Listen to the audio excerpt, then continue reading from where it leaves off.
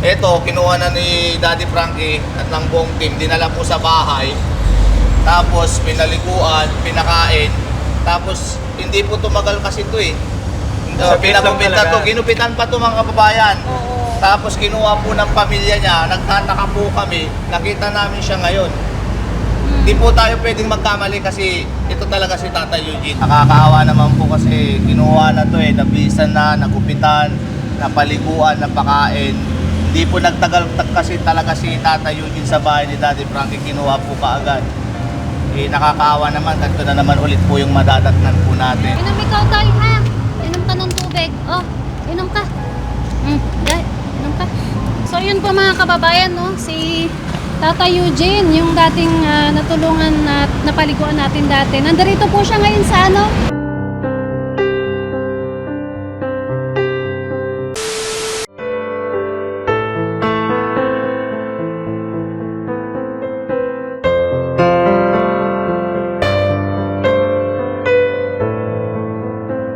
Ayan mga kababayan, si Tatay Eugene. Ma'am. Ay, oo. Opo, Tay. Hi, Tay. Kamusta na po? Tay. Kamusta ka na po, Tay? Oo. Siya yung Oo. dati, di ba? Ito yung dating binisa ni Daddy Frankie, dinala sa bahay. Oo. Tapos, kinuha kasi ito eh, ng pamilya eh. Siya yung... Kaya hindi na natin Ang nagtataka ko kasi dito, Mayor, bakit? Ganyan na Pinakawala naman. Ganito na naman. Ay, Ha? marumi na naman siya, no? Bumalik na naman siya sa dati. Oo. Tay, kumusta ka na? Kasi nadaanan natin to sa part ng Urdaneta. Ngayon, nandito naman siya sa Villasis. Oo. Kawawa naman si Tatay Eugene eh. Sayang kasi wala si Daddy Frankie. Kung nandito Oo sana, nga eh. pwedeng Para mabisan siya ulit, no? Kasi mga kababayan, nadaanan lang po namin si Tatay Eugene dito sa kahabaan ng Villasis. Hindi po namin kasama kasi si Daddy Frankie, may pinuntahan sila ni Kuya Jesse.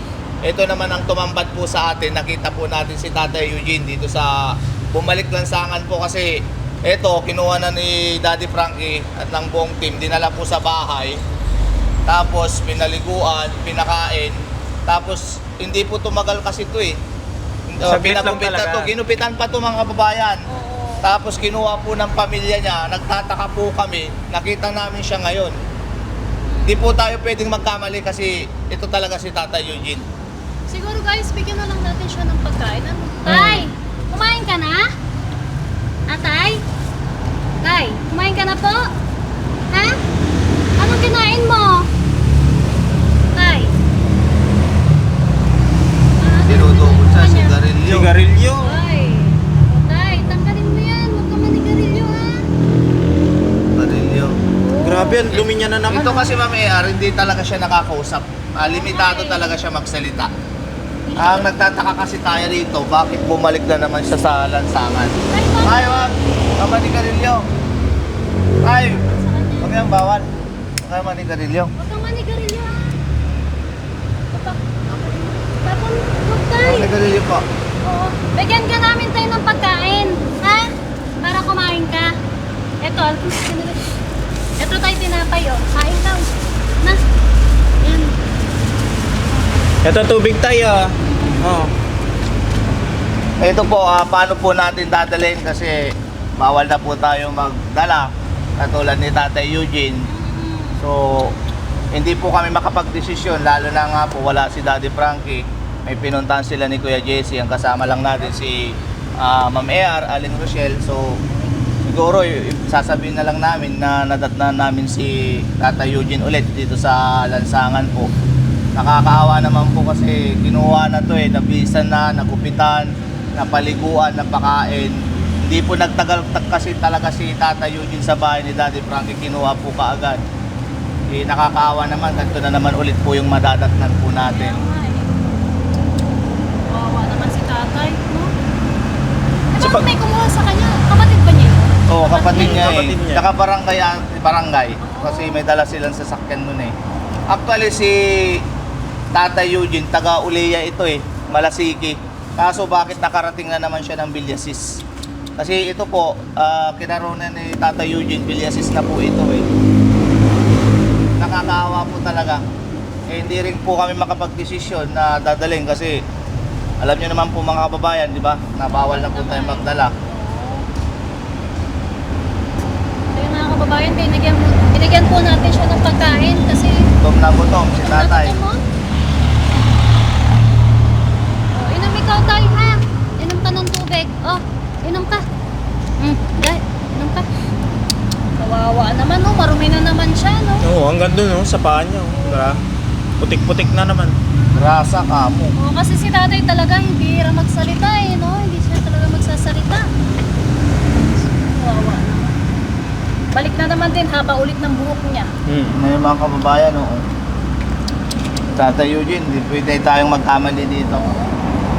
Siya yun. Kasi napagupitan na po siya dati. Bumalik na naman, long hair na naman. Tapos ang dumi ngayon na naman. Ang Eh, hirap. biglang ano lang tingin kasi, biglang nakita lang natin paano natin paliliguan to. Wala tayong dala. Ano,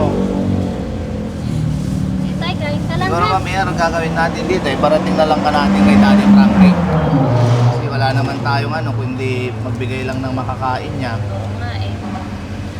Hindi rin pwede nating bigyan ng pera. Ah, Saka hindi rin niya na maano yung sa ano, sa pera. Puro ano yun naman ng pagsalita tay. No? Garilyo. Huwag kang bibili, huwag kang maninigarilyo tay. Ha? Tay Eugene, naririnig mo ba kami? Tay Eugene. Tay Eugene. So, talaga mga kababayan, di siya nagsasalita talaga. Talagang limitado lang talaga magsalita to noon pa. Haba na rin ang kuko niya sa paa. Siya dating seaman, tama? Dating seaman. Oo, Yung dating seaman. Pero ang balita nito kasi, Ma'am AR, dating seaman, tapos binatilyo siya. Parang ang nangyari kasi, ang kwento doon sa barangay nila, parang dahil sa nagkaroon ng girlfriend. Tapos di natin alam, baka galing sa breakup, tapos di na siya nakasampa, di na siya nakasakay, hanggang ganti na. Kasi ang kwento nila doon sa barangay nila nung nahatid po natin doon dahil pumunta tayo doon nung kinuha na ang balita doon sa barangay niya, yung mga pamilya nila may kaya din naman. Kaso di po natin alam bakit ganito. May dala na naman siyang uling, ano? Dati ganun din yun eh. Uling din. Ito sa kanya siguro. Siguro, Paano tayo, Mami saan AR, gagawin natin? managawagan na lang po tayo sa pamilya na dating kumuha sa kanya. Baka hindi nila alam kung nasaan si Kuya Eugene. Oo. Yun na lang siguro. No? Oh, so yun po mga kababayan, no? Si Tata Eugene, yung dating natulungan na napaliguan natin dati. Nandarito po siya ngayon sa ano? RPS. RPS Review Center. Bilyasis to, Bilyasis. Villasis, Pangasinan. So mga kababayan, yung mga kapatid po nananawagan po kami sa kapatid ni Tata Eugene. Baka sakaling hinahanap nyo siya, ito po, nandito na naman siya po sa ano? Ito, sa Villasis. Kawawa naman si tatay, oh. Mukhang matagal na naman na siyang nandito sa kalsada. Last year ba yun? Yun nangyari? Last year lang ba Last year yun, oh. Last year, Oh, ano? last year lang, di ba? Actually siya, nakita natin siya sa may Ordaneta. Pero ngayon, nandito siya sa Bilyasis. Kung ano sana Ma'am AR, yung dala natin pick up, pwede nating isakay doon, papunta sa kanila. Kaso, nakakotse lang tayo, hindi pwede naman isakay natin. Kung may pick up sana So tayong yun na dala, lang pwede. mga kababayan, nananawagan na lang kami dun sa pamilya ni Tata Eugene. Ito po, nakita po namin dito si tatay na nadaanan namin siya ulit.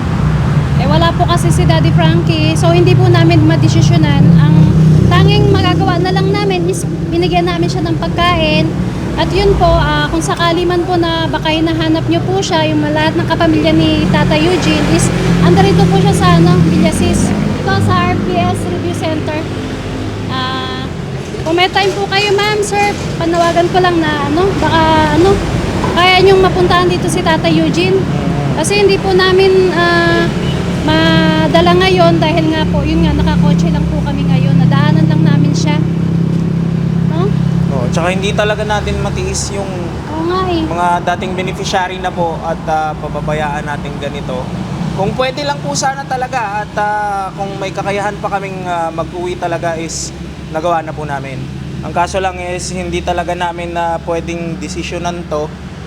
Kahit gustuhin po namin, wala talaga tayong magagawa. So yun na lang po mga kababayan, no?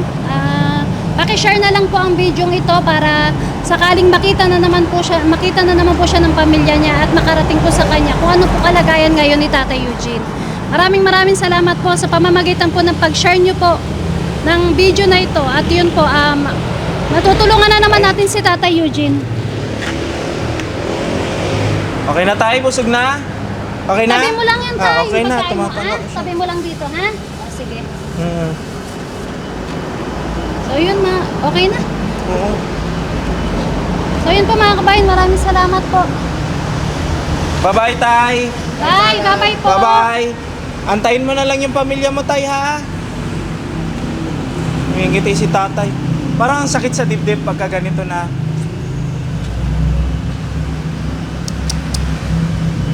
Nangatin na naman si Tatay, kawawa naman. Grabe. Tatay, ha? Huwag mong ano to, ha? Oh, sa'yo lang, tabi mo lang dyan sa'yo. Ano pati yung, ano ba to? Uling mo. Sana yung tubig niya, ubos na? Ayun naman, may tubig naman siya. Tubig mo yan, Tay? Tubig mo? Oh, sige. Ano, ang bilis niya naubos yung malamig na tubig.